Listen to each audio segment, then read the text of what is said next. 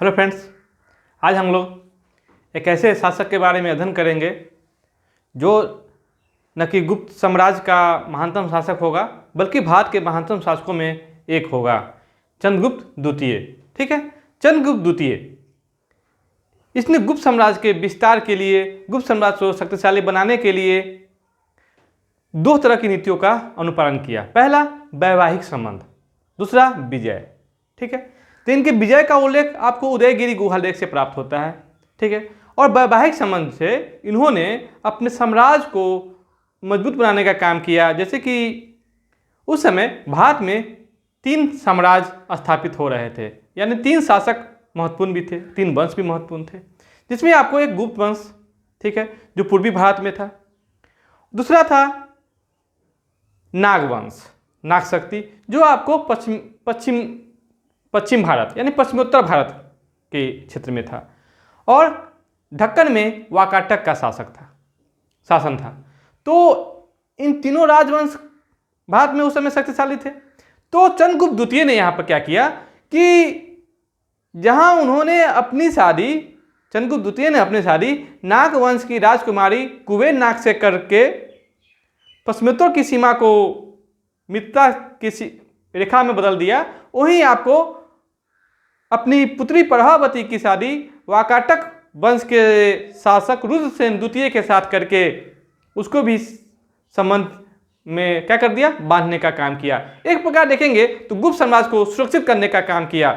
ठीक है, अब आते हैं चंद्रगुप्त द्वितीय। कहते हैं कि इनको उत्तराधिकारी मिला नहीं था, इसने अपने भाई की हत्या करके छीना था।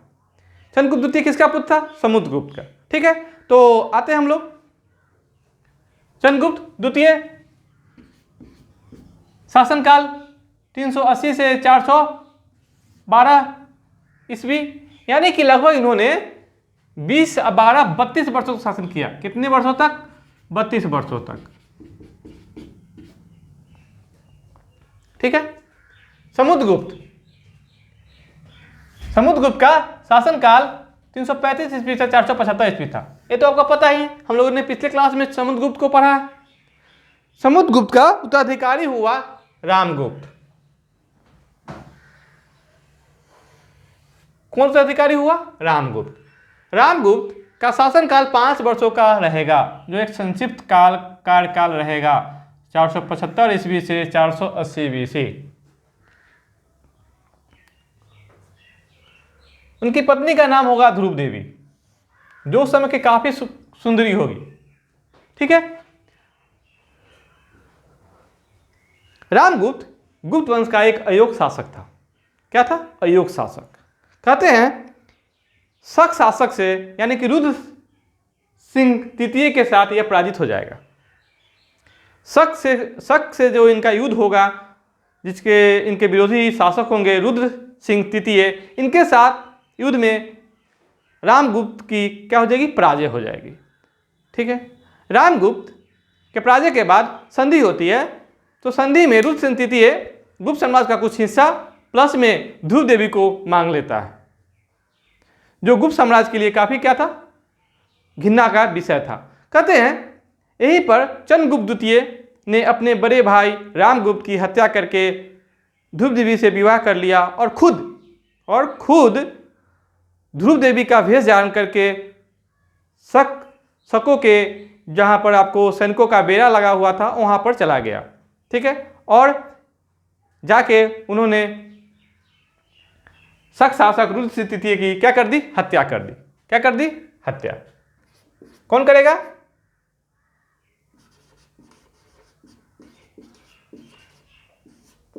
चंद्रगुप्त द्वितीय।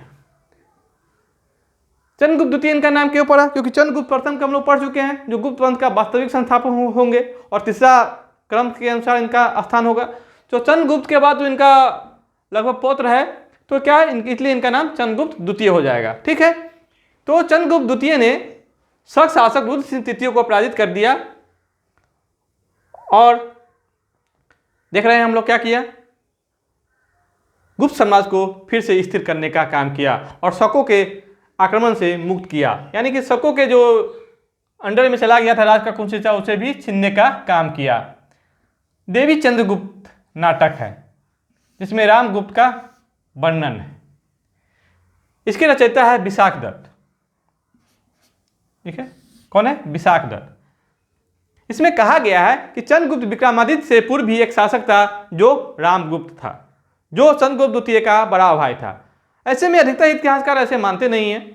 ठीक है, लेकिन जो शासनकाल के आधार पर हम लोग देखते हैं क्रम बाय क्रम, तो गुप्त साम्राज्य का जो शासक होगा रामगुप्त, उनका क्रम आता है 375 से 380 वर्ष, यानी कि उन्होंने 5 वर्षों तक शासन करने का काम किया था। ठीक है, अब आते हैं चंद्रगुप्त विक्रमादित्य का। देख रहे हैं कितने वर्षों शासन किया इन्होंने? 32 वर्षों तक। इनके जीवन की बहुत सारी घटनाएं होंगी, जिसमें दो घटनाएं आपको काफी महत्वपूर्ण होगी। पहला घटना जो होगा आपको शक का पराजय, ठीक है, जिसे विक्रमादित्य की उपाधि धारण करेंगे। प्लस में आपको इनके दरबार के जो नवरत्न होंगे काफी फेमस होंगे। कौन होंगे? नवरत्न। कहते हैं भारतीय इतिहास में 2 ही शासक के नवरत्न फेमस होते हैं, पहला अकबर महान, दूसरा चंद्रगुप्त द्वितीय। ठीक है, और फिर अगर विदेशी विवरण के आधार पर लिखे तो फाहियान का आना चंद्रगुप्त द्वितीय के शासनकाल में काफी महत्वपूर्ण घटना है, क्योंकि फाहियान भारत, जो चीनी इतिहासकार थे, चीनी यात्री थे जो भारत आए थे बौद्ध धर्म से संबंधित इकट्ठा करने जानकारी, उन्होंने गुप्त साम्राज्य का बहुत ही खूबसूरती के साथ वर्णन किया है। ठीक है, तो ये जो 2-3 कारण थे, ये आपको चंद्रगुप्त द्वितीय को इतिहास में काफी महत्वपूर्ण साबित करने का काम करता है। ठीक है, देखते हैं हम लोग भारत के महान शासकों में एक गुप्त वंश के, तो इनका गुप्त वंश के महान शासकों में इनका स्थान तो है ही, प्लस में भारत के महान शासकों में भी इनका स्थान है। इनके शासनकाल में गुप्त साम्राज्य कहाँ पर पहुंचा? चरमोत्कर्ष पर, यानी कि ऊंचाई पर पहुंचने का काम किया। क्योंकि देख रहे हैं हम लोग, इन्होंने सीमा को बांधने का काम किया। सबसे पहले इन्होंने शकों को पराजित किया, और शक को पराजित करने के बाद जो उस समय भारत में 3 महत्वपूर्ण शासक थे,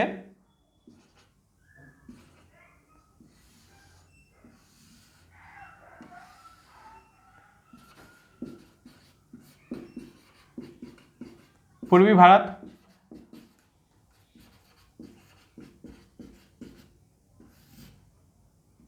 पश्चिमोत्तर भारत और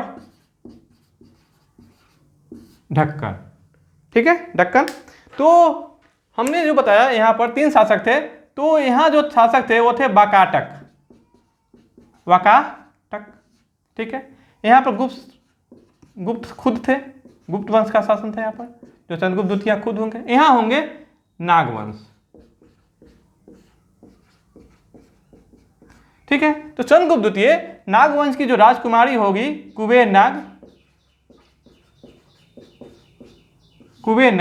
कुबेर नाग से शादी कर लेगी। ठीक है, चंद्रगुप्त द्वितीय, और इसने अपनी पुत्री प्रभावती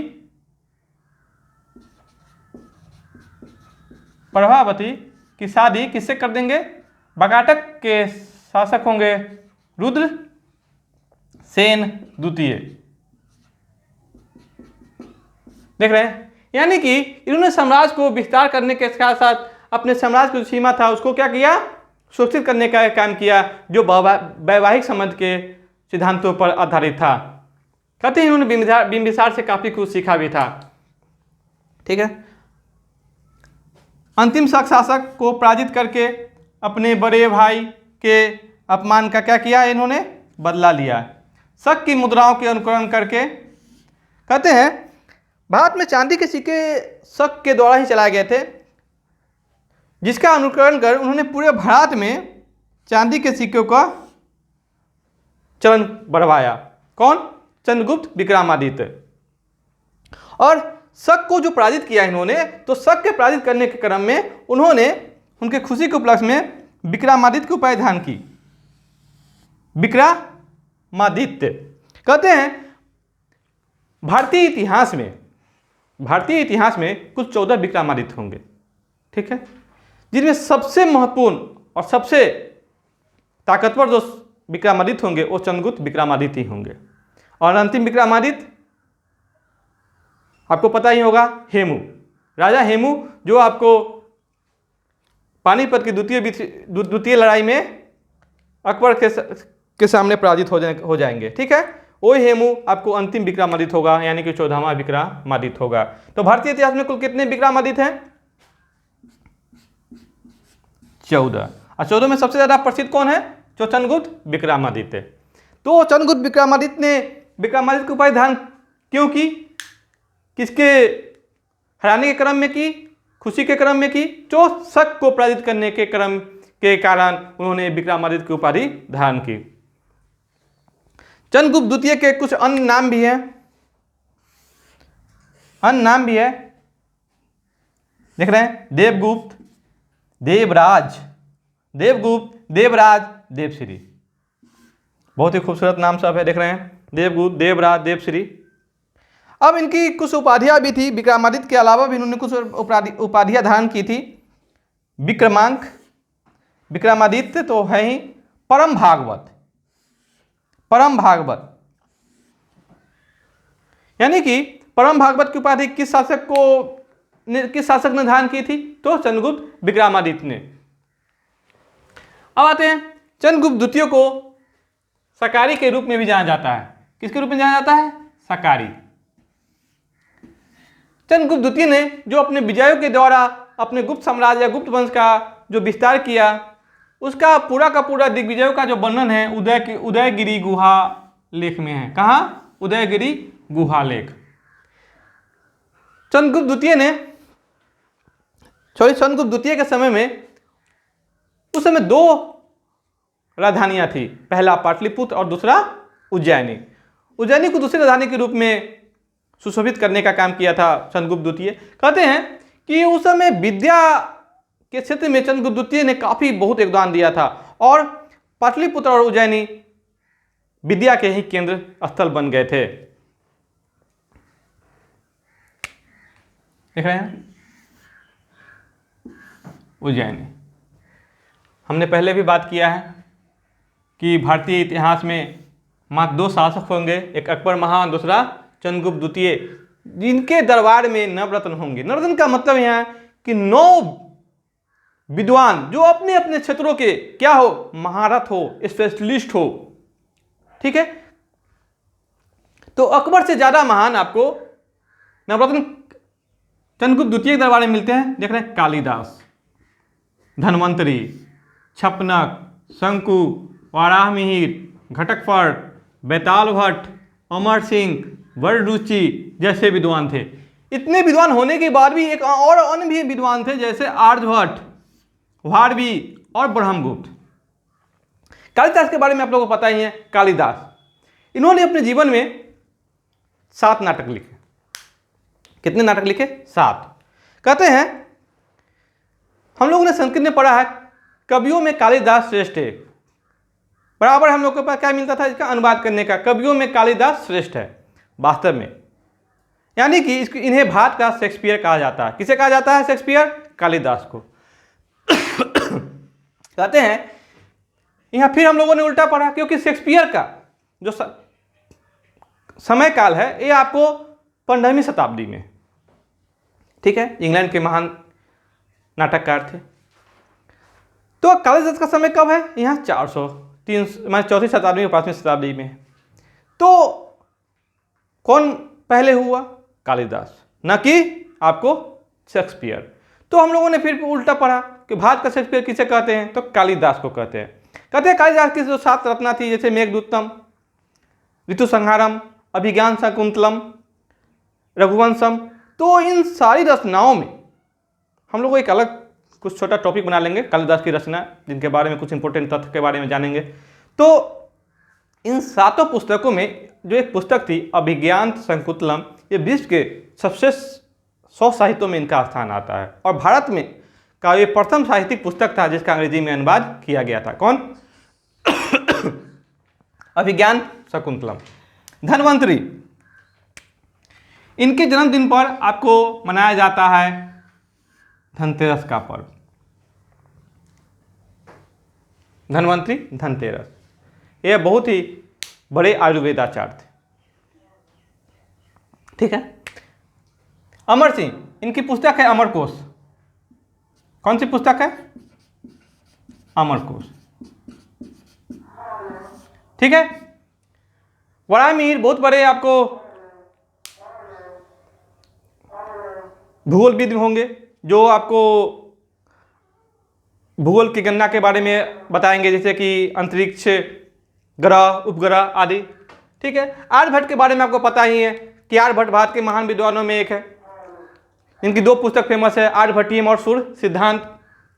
भारवी भी आपको कालिदास के टक्कर के कवि रहेंगे। और ब्रह्मगुप्त, जो भारत का क्या कहते हैं आप लोग, आइंस्टीन कहते हैं। ठीक है। ये सभी आपको चंद्रगुप्त द्वितीय के दरबार में रहते हैं। ठीक है। अब आते हैं प्रसिद्ध चीनी यात्री फाहियान। प्रसिद्ध चीनी यात्री फाहियान, इनका समय काल है 399 से 414, यानी कि इन्होंने 15 वर्षों तक अपने यात्रा क्रम में बिताए, जिसमें 14 वर्ष इन्होंने भारत में रहने का काम किया। ठीक है। जो चंद्रगुप्त द्वितीय के समय काल में भारत आया था। ठीक है।